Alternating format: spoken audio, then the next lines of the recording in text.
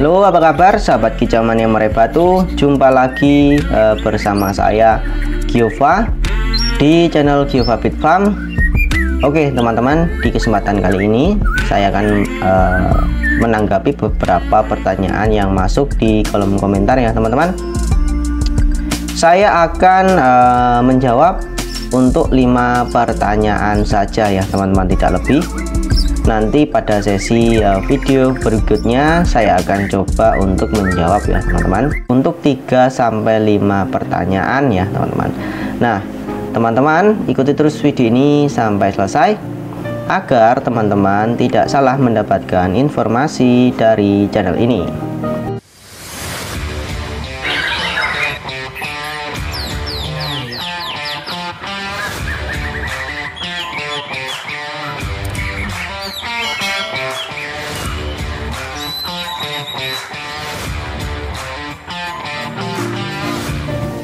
Oke, terima kasih teman-teman yang masih stay di video ini ya teman-teman, yang masih setia menonton channel ini.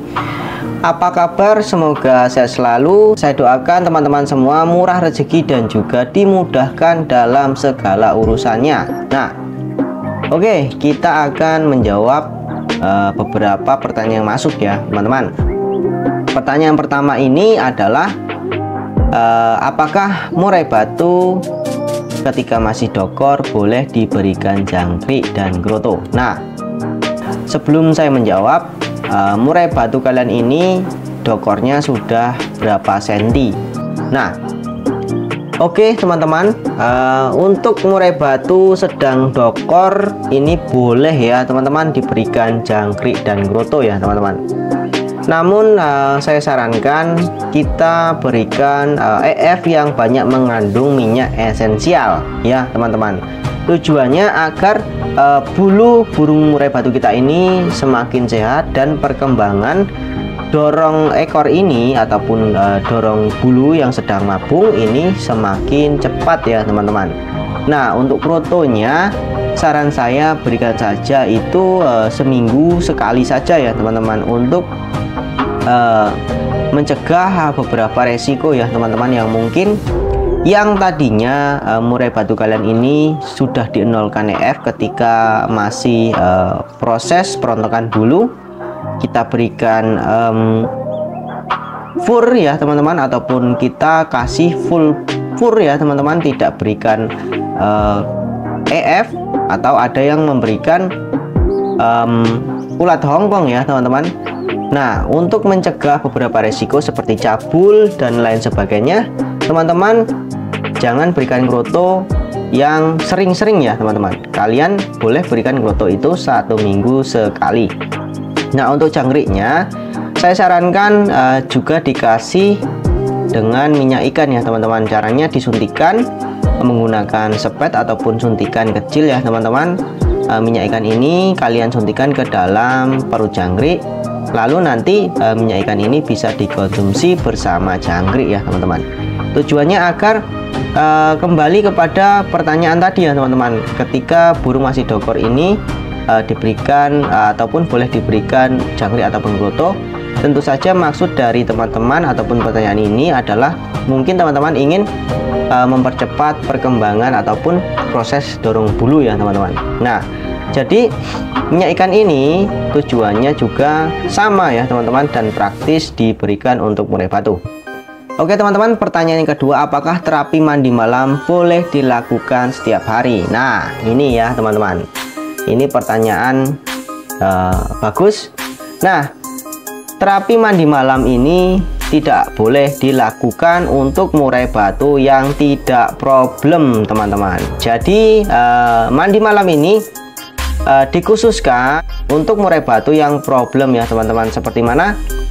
Murai batu yang over emosi ya teman-teman, yang mungkin emosinya meluap-luap ya teman-teman, dan juga murai batu yang OB, dan murai batu yang tidak stabil antara emosi dan birahi. Jadi terapi ini hanya khusus digunakan ataupun kita berikan untuk murai batu yang problem ya teman-teman.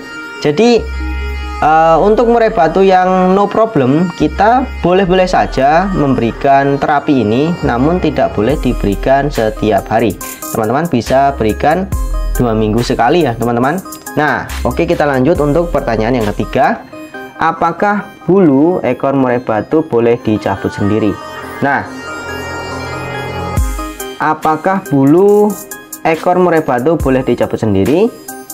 Jadi untuk saya pribadi, saya juga pernah melakukannya ya teman-teman. Tentu saja boleh ya teman-teman, dengan cara kita tutup bagian mata murai batu kalian agar murai batu kalian ini tidak melihat secara langsung. Tujuannya agar murai batu ini tidak trauma ya teman-teman, ataupun untuk menghindari beberapa resiko ya teman-teman yang akan terjadi.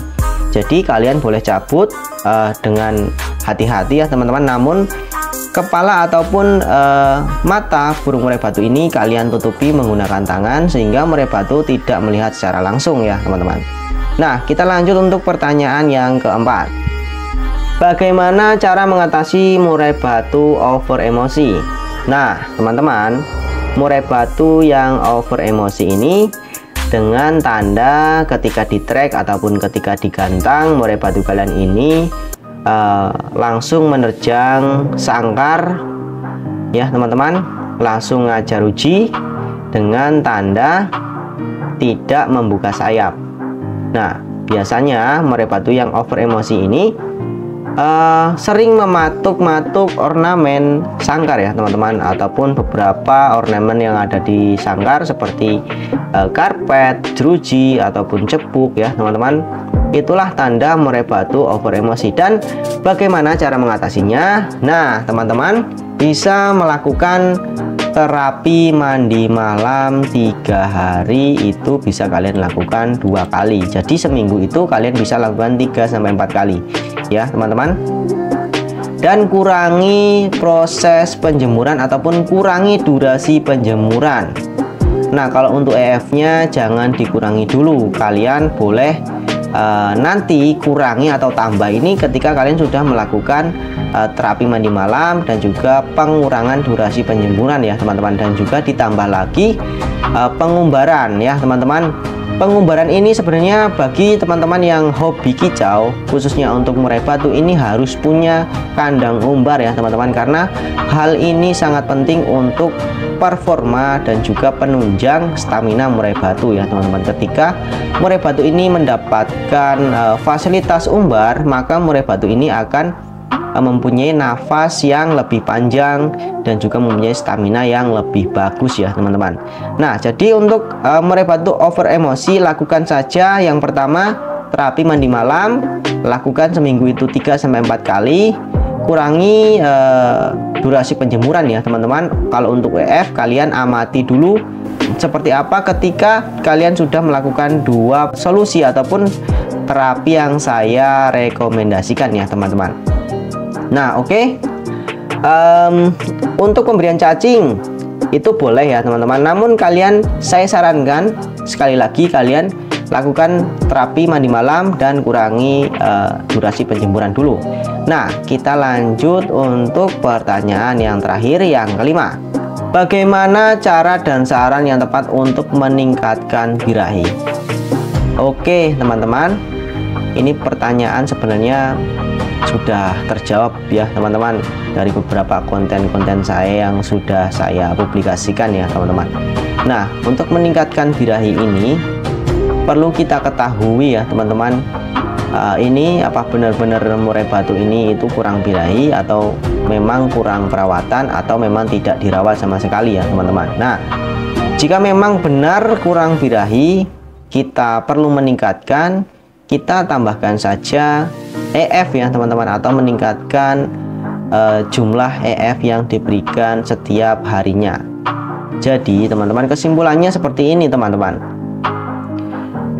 Birahi murai batu bisa didapat dari extra fooding ya teman-teman, sedangkan emosi murai batu ini bisa didapat dari penjemuran.